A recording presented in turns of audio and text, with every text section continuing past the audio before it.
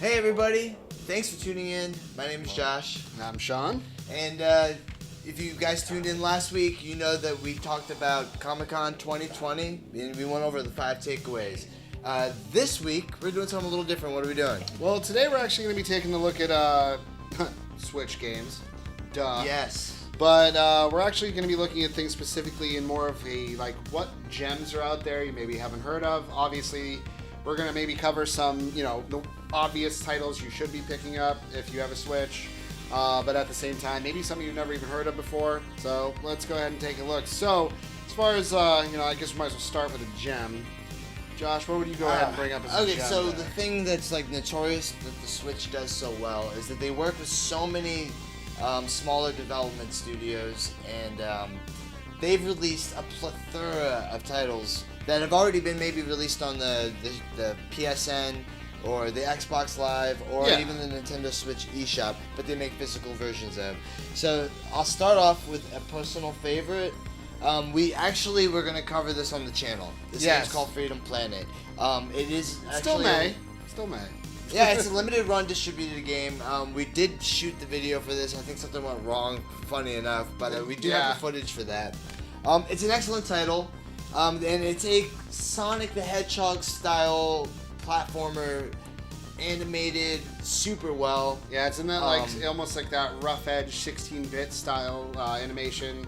And it's called Freedom Planet. And like I said, I had never heard of it until recently, so I want to point this one out. It is very fun. You've gotten a chance to play it. I got to play it, and it is actually worth it. Definitely a Sonic clone, if you will, but with extras. Like, if you're a fan of Sonic, it's definitely worth checking out.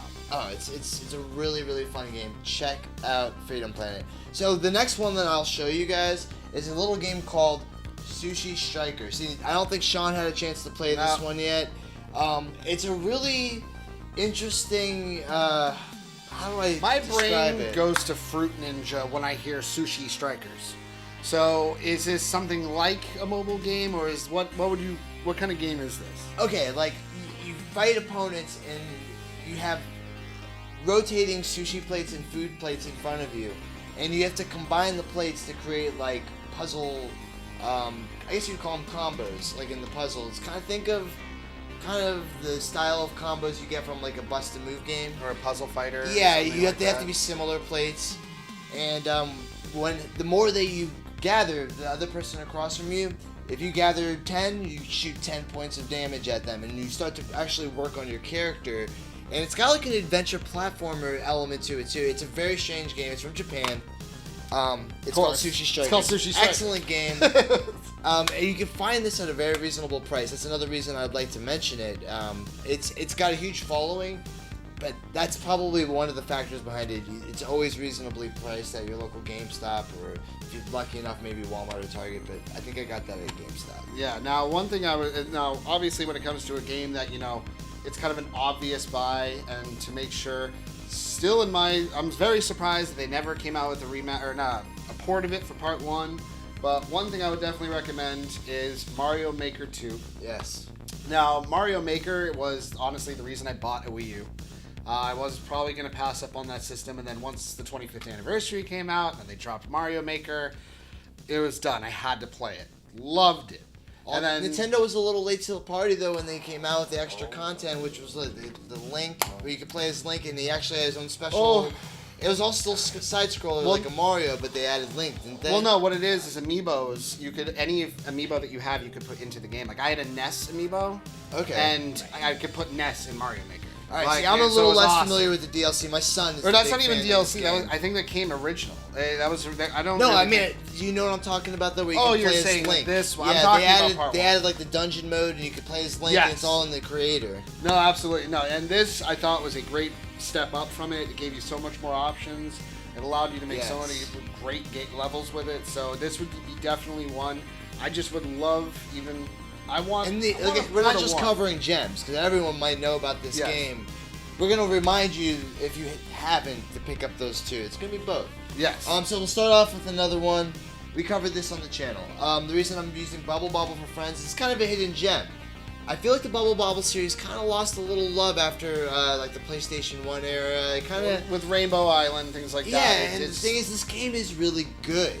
You just don't hear a lot of people who like loved Bubble Bobble then still talking about it. The only It's true unfortunate. downside of this game for me is that I feel like it's too short. But the original Bubble Bobble's 100 levels. But hey, it It's is like- an affordable title. I will point out you probably get this for about $29.95. It may be a little bit more now because I don't know if it had a big distribution, but I got it for a pretty reasonable price. So it's just a cool one to check out. But if you are a Bubble Bobble fan, you will like this. Like, yes. don't think that this is going to be some like horrible version. They of do it. like This is good. like a faithful recreation of all the old music and like more orchestral sounding. It's pretty cool. Yeah, no, it's definitely worth it.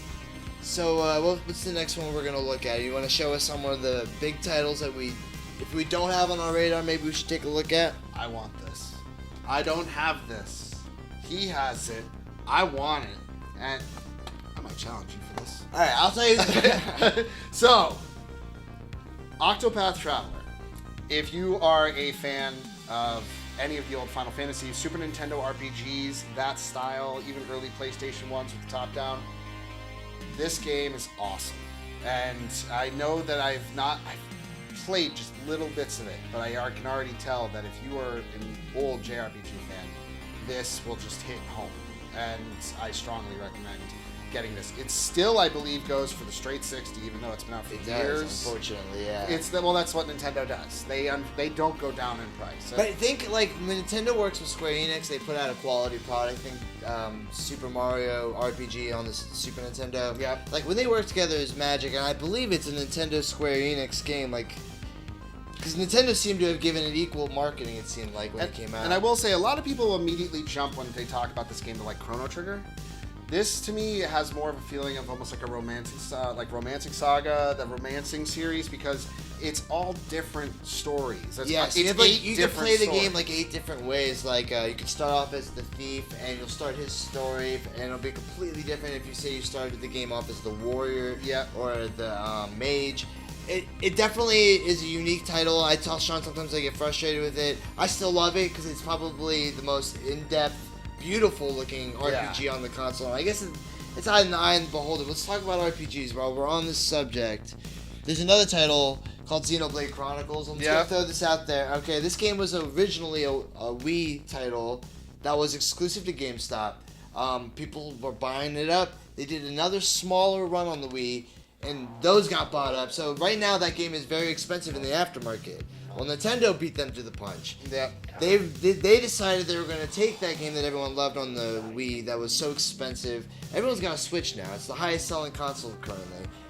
They remastered it, added content. This is the definitive edition of Xenoblade Chronicles. Very huge game. If you're looking to sink like 80 hours into an RPG, this is probably your best bet. At least 80. I know Octopath Traveler has a lot of time in it. I'm almost done with it, but I don't think it touches Xenoblade's time.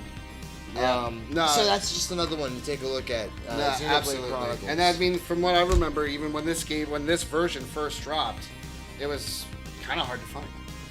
Yeah, and I'll say this: the Switch, a lot of the bigger, more glossier, high definition graphic 3D model games tend to have like a downloadable pack that needs to be done on Switch cartridges. Yeah. Because it's just too much to put on one cart. Xenoblade doesn't do that. It's actually all on one cart, just like The Witcher Wild Hunt. They're able to put that on a cart. They do the same. Well, thing that's with the thing stuff. about the cart. Their carts in this is that they aren't like there's no size specific to it. So whatever the game size is what they make the cart to be. So that's the ingenious about making these fucking small little chips here, because there is no, like with a DVD or a CD, you're limited to space. But when it comes to these cartridges, they're not. They go as big as the game. Like if you get Mortal Kombat 11 on the Switch, you'll see that right there on the sticker. It says like the game's basically not included. You just gotta download it when you get it on. Like, a little weird, right? Like that we've come down to that. Yeah, and so I would say another game I would obviously have to recommend is Luigi's Mansion 3. Yes, for sure. I mean, who doesn't own a GameCube and hasn't played Luigi's Mansion? I don't know anyone, because that's probably one of the best games. When Nintendo took that ballsy move and they said, we're going to release a console, but instead of having a launch title with Mario, we're going to use Luigi, and it came out amazing. Like, I love Mansion 1. And if you guys know anything, like right now the market is killing on GameCube titles because people are trying to buy them up. It's kind of the generation of collectors that are in right now. Luigi's Mansion 2 was good. I believe it was called Dark Moon. It was just and for that the was on DS, DS. right? Yes, Yeah. excellent game. I have that over there on my shelf. And then we have Part 3, which ups both of those, like, in every way possible. It's bigger, bolder, crazier. The multiplayer is pretty cool on it, too. They've added so much DLC. I cannot tell you that if you like the Nintendo aesthetic, what they're so good at, the charming dialogue, all that, no game better exemplifies that probably on the Nintendo Switch than Luigi's Mansion 3. Well, I mean, there is also another game, if you think about it, when it comes to multiplayer, that is, I would probably say bigger. It's going to have to be Super Smash Brothers. Yeah. I mean, I was actually going to segue from that on Xenoblade because they just added the main character from Xenoblade to Smash Brothers in a recent pack. Oh, yeah. But hey, Luigi was in this game first, so. Yeah, there you go. So when it comes to this, I mean, if you're looking for anything that still has a competition community today, anything, Super Smash Brothers is it. I mean, everyone's kind of a little bit of a Smash purist. They like their own systems, their own games. Let's face it, Melee is a very big game that's out for like very high up game for the Smash community. So hey, for all you GameCube guys who are just like you can't stand playing on anything else, you know, they have GameCube controllers for the Switch. So, you know, boom. Yeah, definitely. And like I think Ultimate is probably like I know everyone says that with the new Smash, but like I think it's the best Smash Brothers game there is. Well, like, it has everyone in it. Everyone I that's mean, ever been in it. It's really good. It's really balanced. They've nerfed all the things that were wrong with it over the years of expansion. I think it's been out for like 2 years now. Well, I mean, it's been a while. That's a double-edged sword. People like it and hate it at the same time because if their character gets nerfed, they're upset. But So I think they made a pretty balanced Smash game. It's really good. No, it is, and I would say, I mean, I get why everyone loves Melee, so go for it. But you know, this is probably if all you got's a Switch right now, you don't have a GameCube. Yeah, I mean, like this one. one should seem really obvious, but like you know, Smash Brothers. Come on, we gotta have that. So the next one we'll take a look at. I just recently did a video of this on the channel. I think it's funny because I always talk about how much I love this Stranger Things game. Yep. It's a ton of fun. If you're looking for something like in the vein of Zombie Ate My Neighbors with a little bit of RPG elements, it's a ton of fun. It follows season 3 of the television show perfectly. I mean, I guess my understanding is there's ones for season 1 and season 2. Yeah, you had a solo Let's Play of it where you. No, I'm not. I'm talking about didn't they do a Stranger Things 1 and 2? Oh no, they did. Well, that one I think was just a mobile game. Okay. And I don't even recall 2 coming out, so I don't know. I stumbled on this on Best Buy's website, and Best Buy had a deal with Limited Run, Netflix, whatever, for distribution at their store. Bought this game, and I actually really liked it. You can watch the video on the channel. I did cover it. It's a blast. It definitely. It bows down and pays homage to like all of the great retro movies, the video games. And the music. It's just a blast to play. The music on this is awesome. It's a blast to play. It is. It's a blast. So, what other gems we got here? I'll point out an obvious one. This one here. I mean, who doesn't? Hollow Knight. But at the same time, not a lot of people maybe. Well, I'll say this. Okay, so Hollow Knight has some DLC, and it's got a big following. So the good thing about when you have a physical release for a game that's been out for a little bit and you're the last system to play with it, you get all of the DLC on the Nintendo Switch version. It's 4 packs, by the way. 4 content packs over the time it's been out. But you also get a really cool map of the universe. And now, if you guys have played Hollow Knight, you guys know that game is huge. It's huge. Yeah, it's a very big world to and explore. Difficult. And like being a big fan of the physical media, I still appreciate little things like this. You know, like when you can pull out a manual or just something physically representative of the game. Yeah. Hollow Knight on the Switch does fucking the great only by 2 that. companies that I feel like do that anymore are like Rockstar. And mind you, they give you the instruction manual too, on top of what I just pulled out. But anything that so it's gives pretty cool. Most games today, you open it up and it's an empty case with a disc in it. Where if you got something like Bethesda, Rockstar, stuff like that, they always throw you something, and it's nice to get that. So all the other agree. companies. Like, you should have it like do that. They know that digital is a competition to them. It's always nice that they throw those little incentives for you to buy physical. Yeah. And like I said, I'm always going to buy physical, so that was just a little treat for me. No, absolutely. So do you want to show us some, before we move on to the other titles, we want to show some of the collection ones? Well, actually, yes. Do you guys like multiple games on one cart? There is a few choices that you can get on the Nintendo Switch for such needs, and we're going to take a look at them. We'll start off with the newest one. Absolutely. Well, here, take this. Let's take a look. The newest one that came out, as my knowledge shows at the time of the making of this video, is a game called Clubhouse Games 51. Yeah. Okay? It's a Nintendo spiritual successor, if you will, to the Wii Resorts, Wii Sports, that whole series of motion Wii Play. Yeah. Now, everyone knows the Joy-Cons have the motion activation, the gyro, something or other, you know, that detects like 360-degree motion. This game takes advantage of a lot of that stuff, but it also has super simple, fun play games like Spades, you know, Texas Hold'em. It's got a version of Kombat kind of on the Atari, like a multiplayer one, and you guys know how much fun that is with 2 people. It's got a lot of different games on it. It's got Mancala, for Christ's sake. But the way that they're done is so original and fun. I mean, Nintendo does not skimp on a product. No.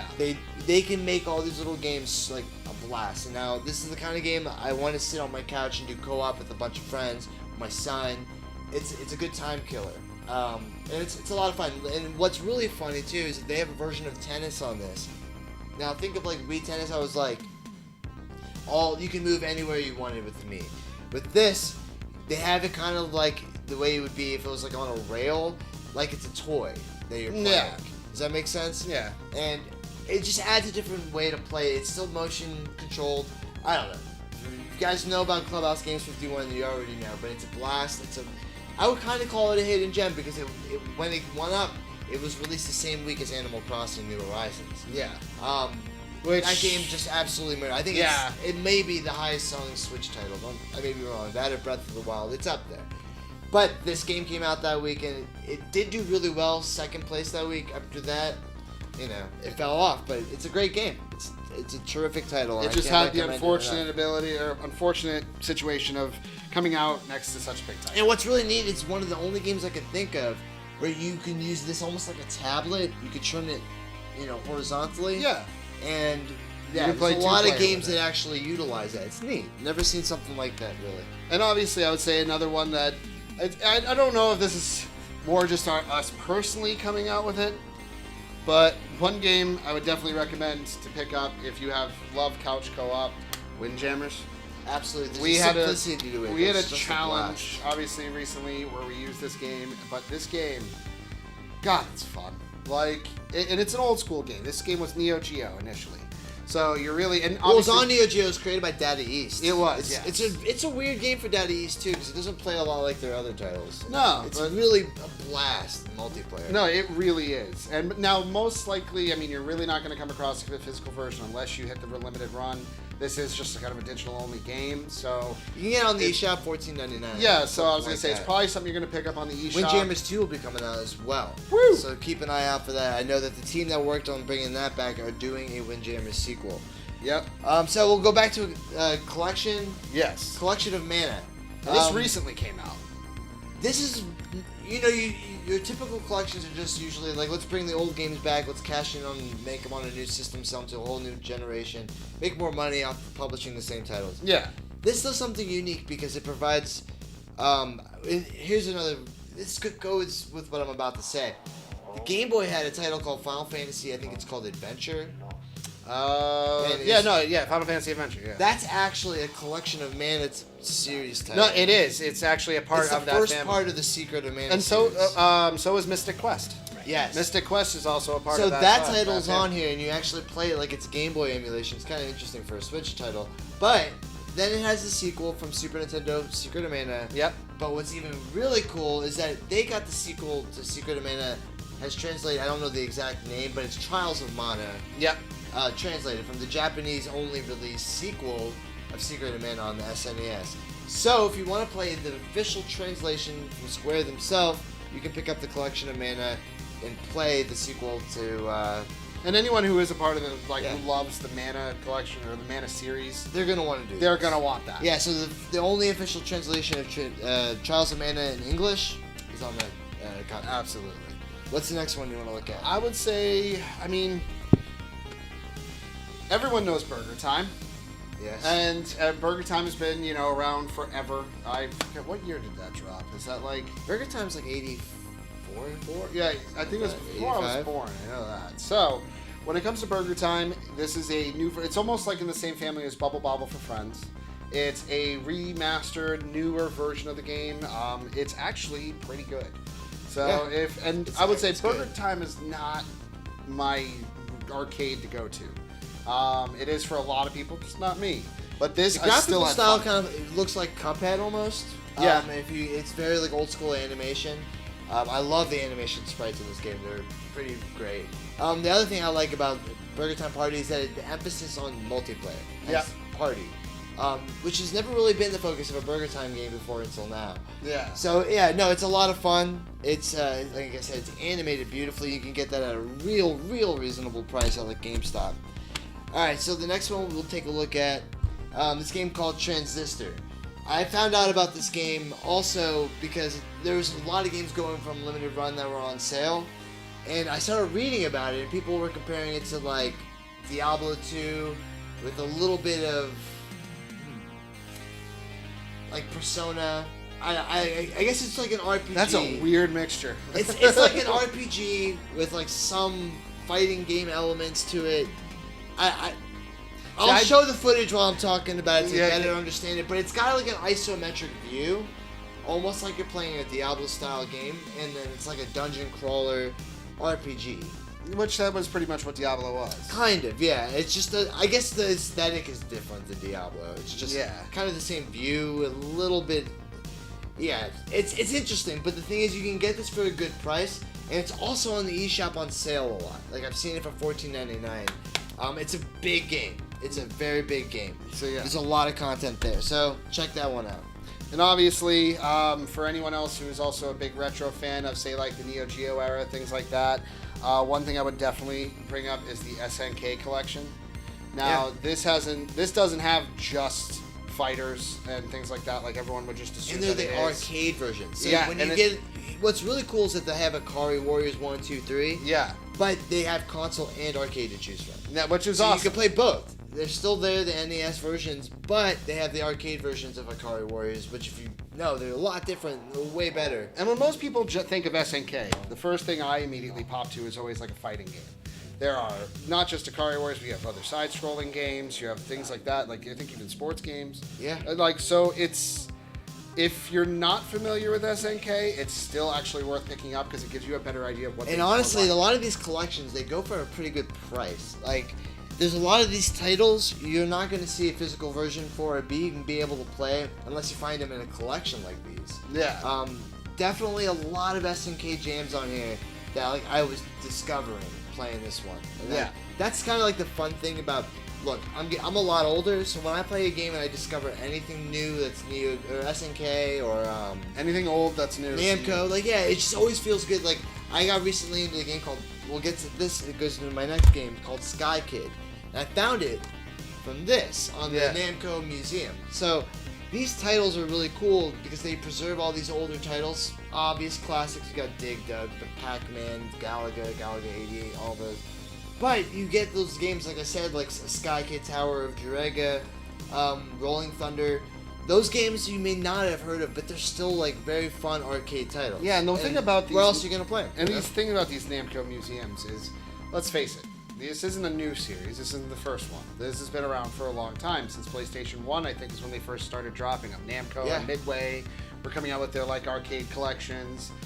But this one thing you just reminded me of. Well, this game has a very extra special feature, which is Pac-Man Versus. Do you know what that is? I definitely know what that is, and that's actually worth it. It's an online component you can play with other people. So they do have an online component to a game with a collection, and you don't see that often. Back to what I was saying though, is that this is the game that when you're looking through the store, you're gonna pass by this. You're just gonna think to yourself, okay, no.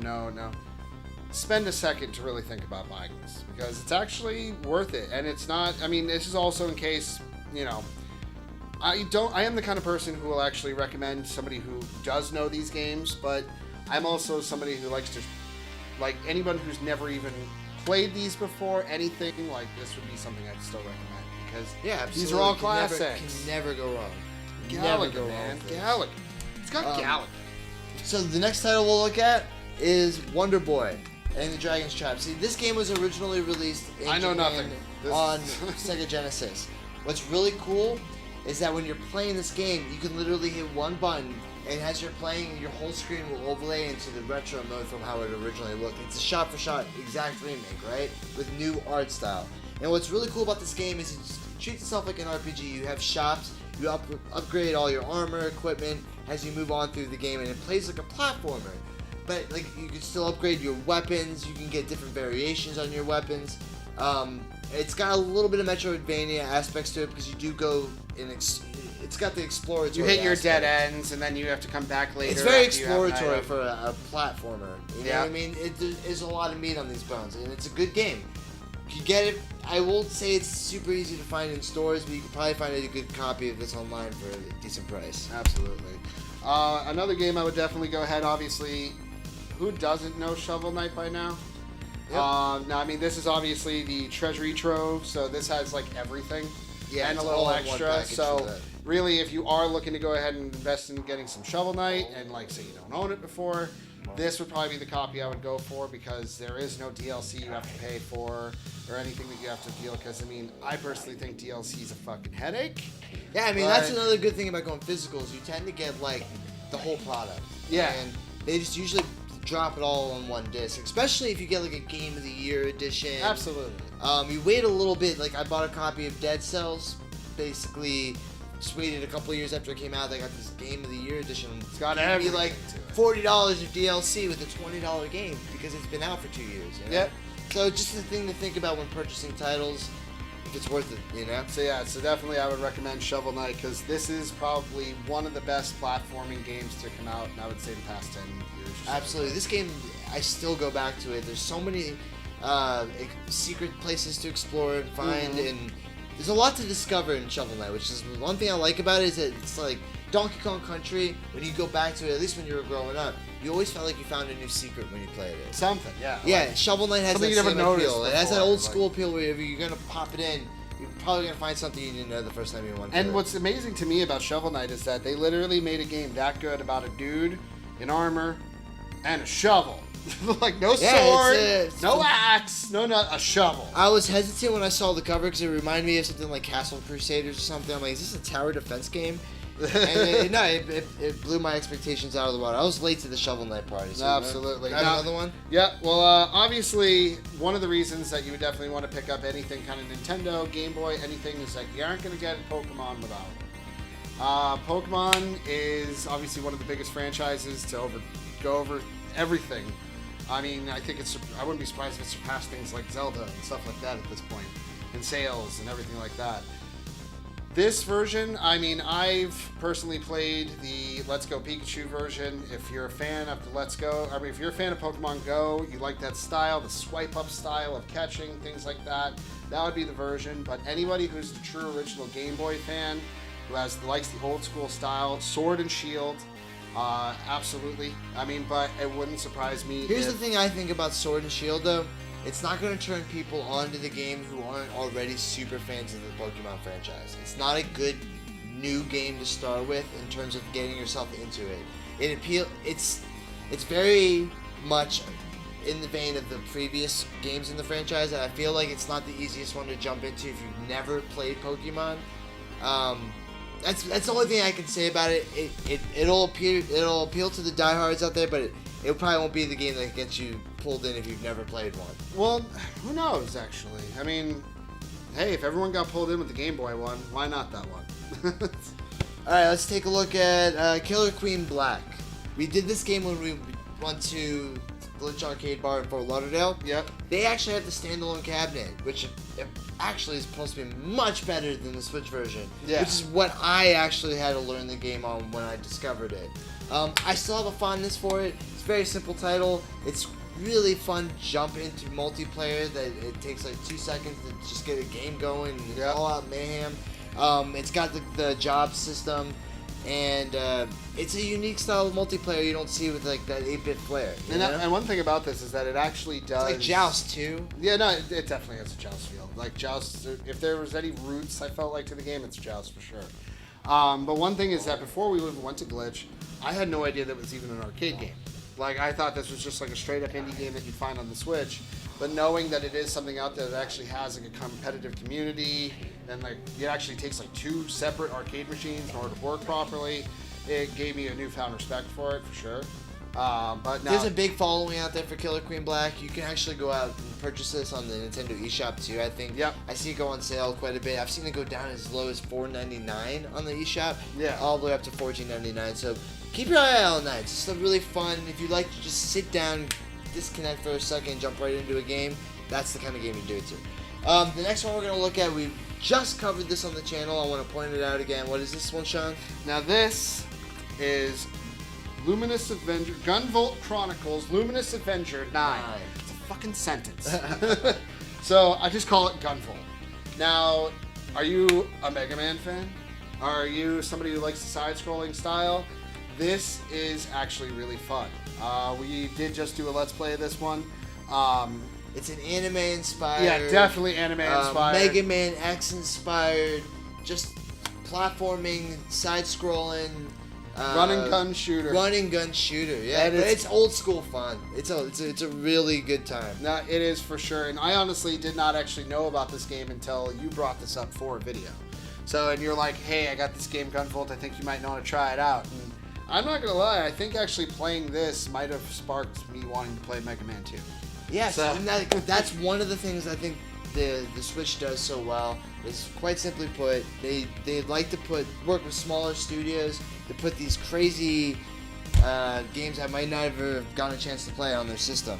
So I'll end it with these two. I put these two in here because my son loves open style games where you basically are the creator of the world. Minecraft. No better game exhibits that than Minecraft. My son he doesn't want to follow a linear path. He wants to go explore, do his own thing, be the maker of his own destiny, if you will. Minecraft is great for children.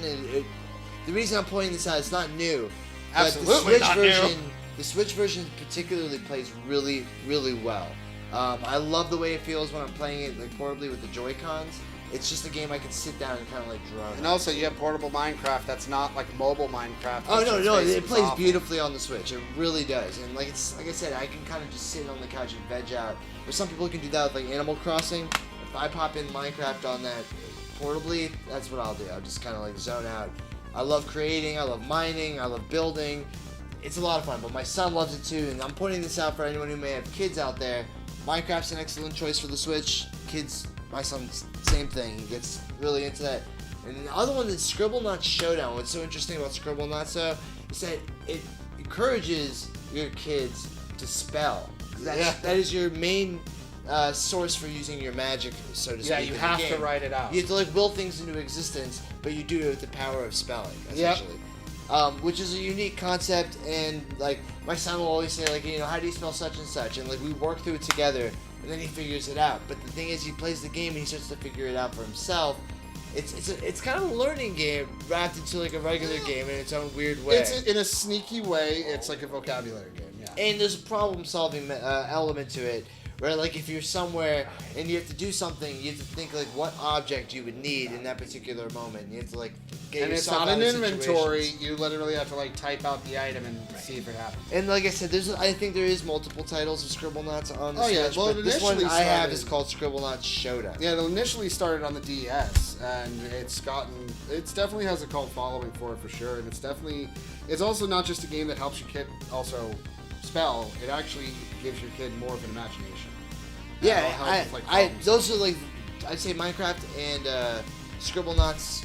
There's a couple other creative games on the Switch, but those are the two that I think will take up your kids' time in like a kind of a unique, fun, less brain wasting away kind of way. It's a lot of fun. And obviously, when it comes to other major titles, we didn't obviously talk about things like Mario Odyssey, and Yes. Zelda Breath of the Wild, and Link's Adventure. There's still some titles that I know are great on the console. No, that absolutely, I but haven't gotten to but yet. a lot of this really was to bring up the other titles that you may not look, because everyone knows those. Who doesn't know about all the Mario games? But that's the thing. Like, we want to bring up a lot of the gems, things that you might have looked over in the store before, and kind of bring it back to light and show you that it's maybe worth a second glance. Right now, the Nintendo Switch is the top-selling console in the world right now. For now. Yeah, for now. And right now, it's the height of its popularity. So when you guys go shopping, these are some titles you guys can take a look at, I appreciate you guys tuning in. What do you guys think? Is there any titles that you would suggest for us? Leave them in the comments. Absolutely. Let us know what games that we should be playing, because I'm still discovering Switch games all the time. Absolutely, and there's so many with the indie title support that they have that they seem just pouring in every day. So you can get lost in the store just trying to find something. Definitely. Thank you guys for watching. I hope you have a good night. Have a good See you one. next time.